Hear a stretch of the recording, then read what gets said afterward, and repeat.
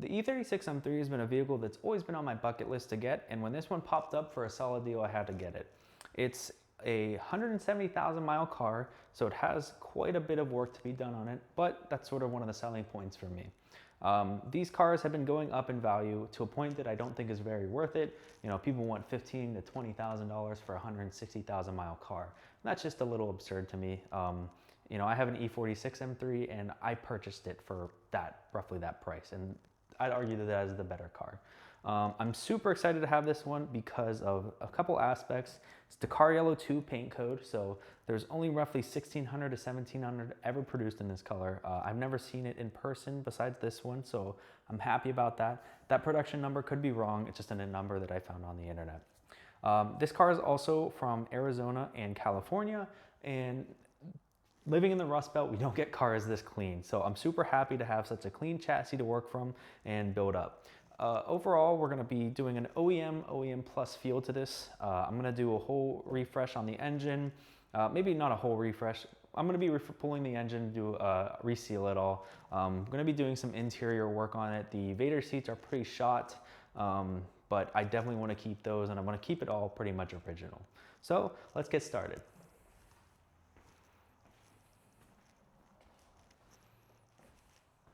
As I said, this car needs quite a bit of work.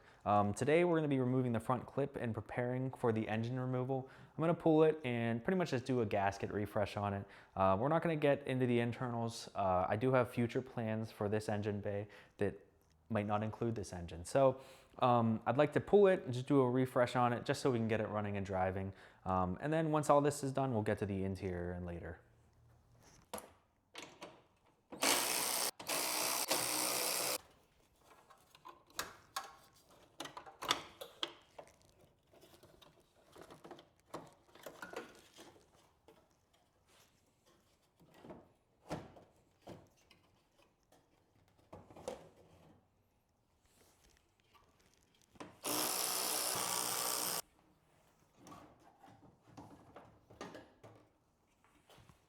Somebody took the liberty to remove all the fasteners for this air duct, so easiest part we'll remove on the car. Now that the car's up in the air, we just have two things left. We gotta unbolt the fender liners and then unbolt the front bumper mounts.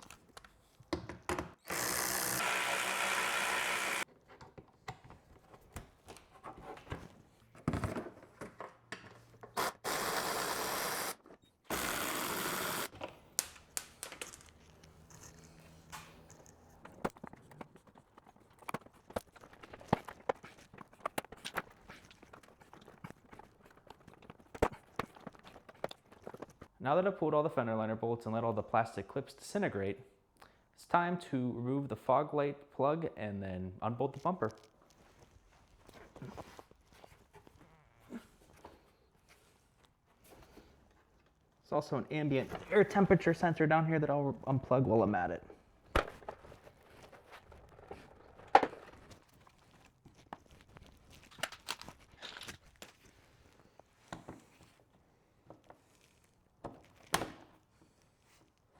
Now all you have to do is unbolt the bumper mounts to the frame rail.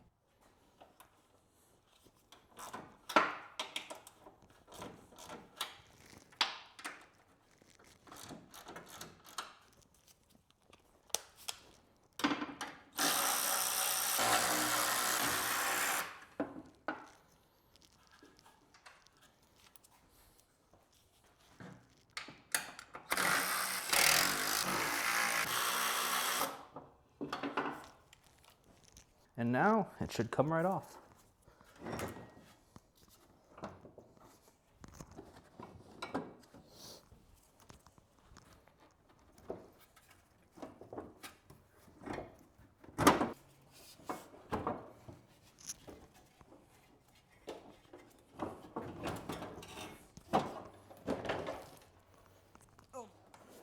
And make sure all your connectors are disconnected like I didn't.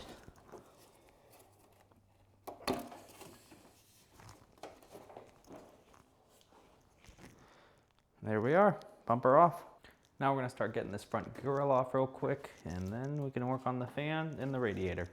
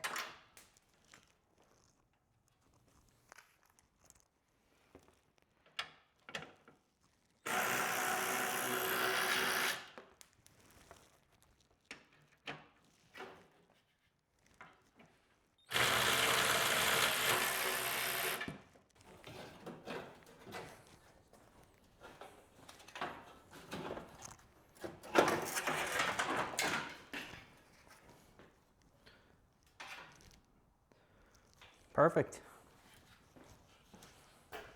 Unfortunately, this car does have a few flaws, including being repainted in the front end. I was aware of this when purchasing it, but as you can see, there's parts that are cracking, so we're gonna have to address that further down the line, but just wanted to make note of it. Now we're gonna go ahead and take off the fan shroud. I forgot to record, I already took 3 bolts out of this side.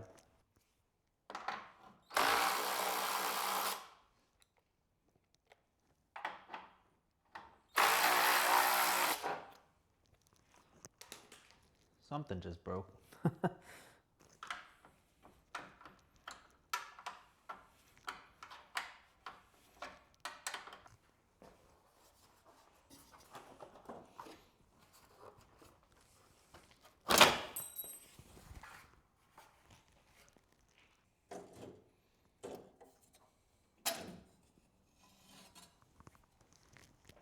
I'm gonna go ahead and take the AC condenser off. I know the car doesn't have a charge, the previous owner said, and I checked. There's no pressure in the system, so we should be good to remove it. Ow, that hurt.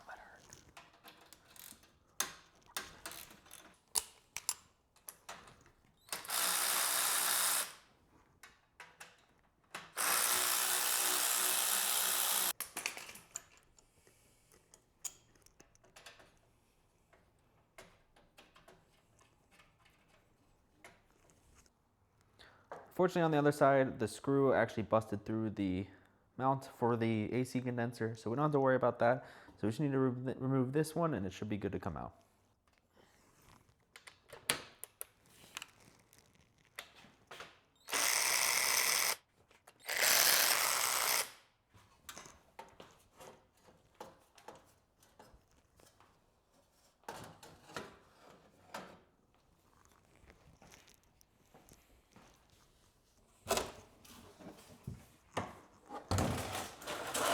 Now I'm going to go ahead and drain the radiator and disconnect some of the coolant hoses.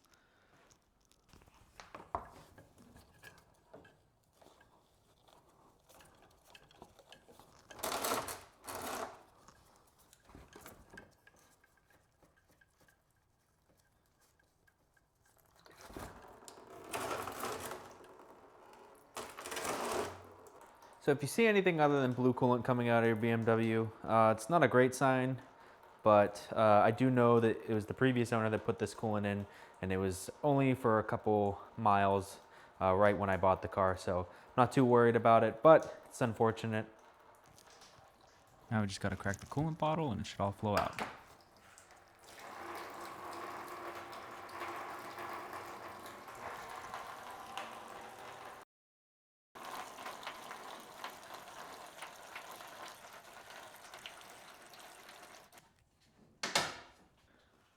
These things are such a pain to get off. Nearly broke it. They always break.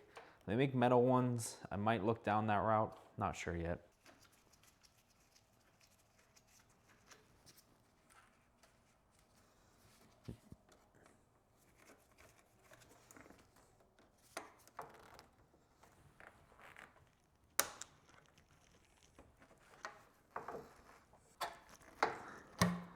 There we are.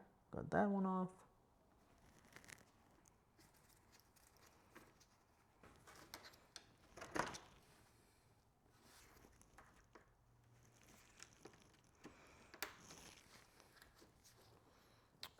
Things always disintegrate. I think the next step, I'm going to try and get that lower radiator hose off.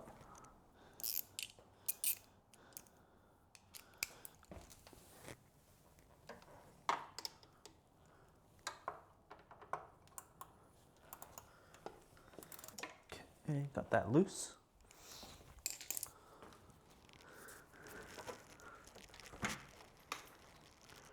There we go. I'm going to try and get the coolant reservoir out. Let's see how well that will go. I don't have my trim tool currently, so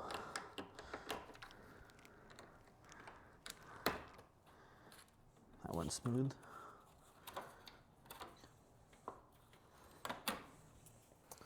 Gonna disconnect the coolant level sensor down here.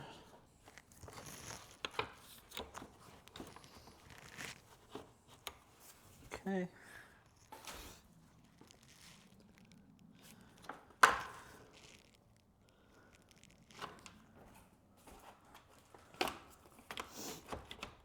go ahead and get the clutch fan off. Maybe that'll help free up some space for us to look back there. Real quick, I'm gonna get this coolant hose out of the way just to make it easier on myself.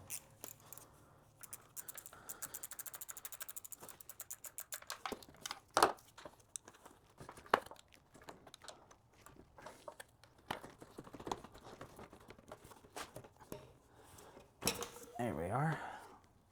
Nice and corroded, yucky thermostat. Ooh, that does not look pleasant inside there. That's why you don't mix coolant and why you replace the cooling system often in these cars.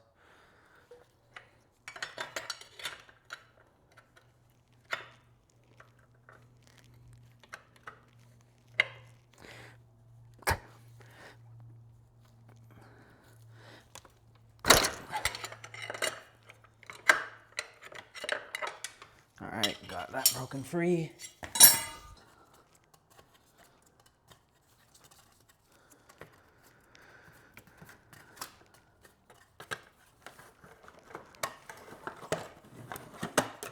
Got our clutch fan free.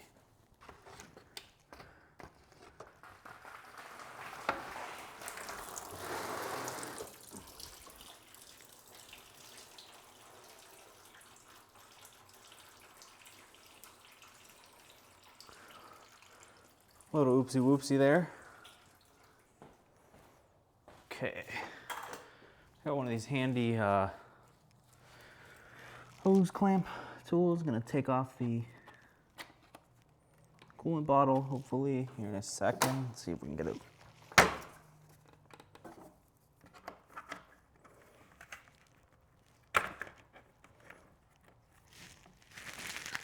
Okay. Got that clamped in place.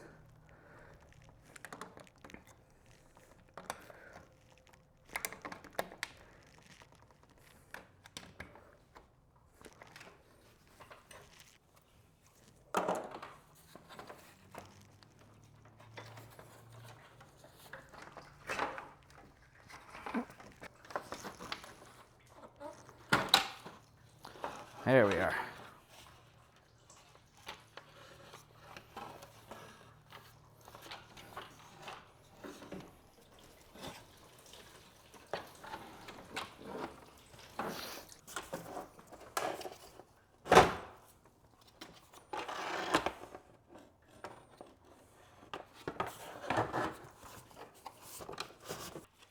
All right, after that debacle, we got the fan shroud out and the coolant reservoir out, so that's all good. I've had better days with that, but what can you do? Let's see here. So we got the fan shroud off.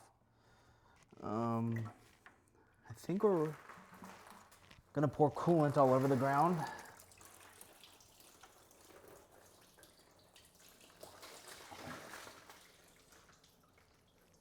Because why wouldn't we?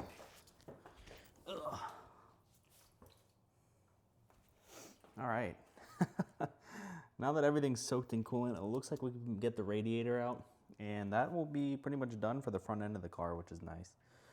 I'm gonna clip these, and then she should come out. Okay, now we just gotta snip those zip ties, and we can probably pull the radiator out. Let's see here.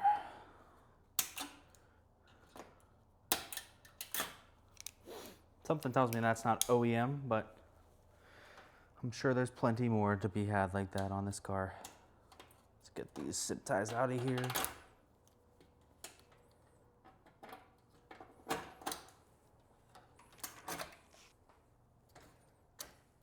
All right, toss these in the trash.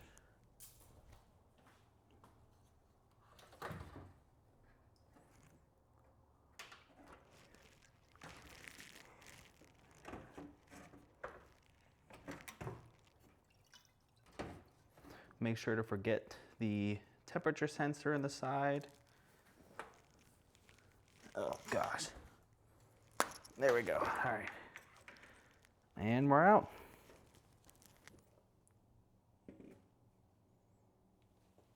I'm just gonna slide out this this and dump the rest of the coolant in the radiator. Oh yeah.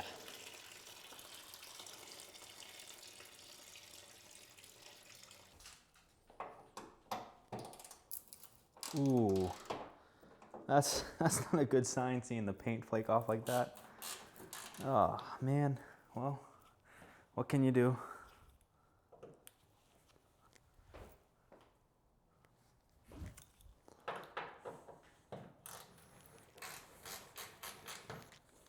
Perfect.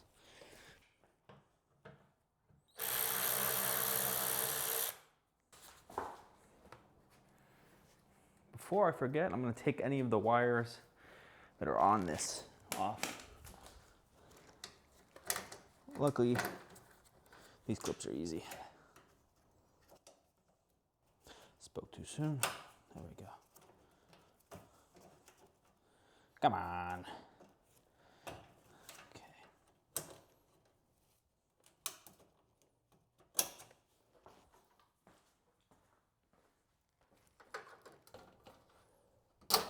Perfect.